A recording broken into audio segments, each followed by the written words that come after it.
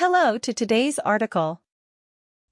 This article discusses the consequences of not following the financial principle of living on less than they make, as depicted in the movie, The Big Short. Let's listen in. The movie The Big Short was not a happy story according to the article. It evoked profound sadness as it depicted the downfall of those who forgot to live on less than they make. High-risk bets, ignorance, and greed led to a financial tsunami. That's right. It wasn't about cautious investments and wise decisions, but the opposite. Greed was marked in the story, not generosity.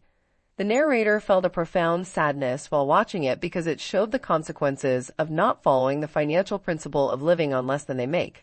Another point was that it was a stark contrast to the baby steps the narrator has been teaching for years. Neglecting the principles of financial management led to the crisis, not adhering to them. Exactly. It wasn't about following advice, so much as it was about ignoring the simple rules of financial management. The protagonists of the movie were not conventional thinkers, but oddball investors who were contrary thinkers.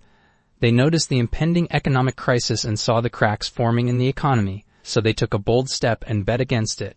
Yes, and in some ways, it could be likened to baby step one, setting aside an emergency fund. But in this context, it was more of a gamble against the financial system.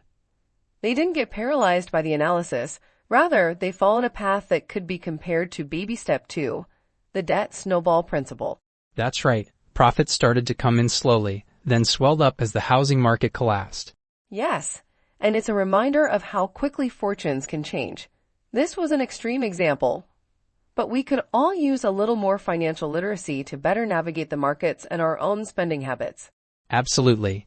To get into more details about the article, the movie depicted a situation where the housing market collapsed and the profits swelled up as a result.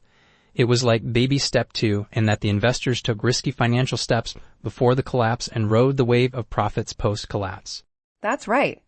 And they had prepared themselves for the storm by setting aside their version of baby step three, an emergency fund, to brace the economic downturn.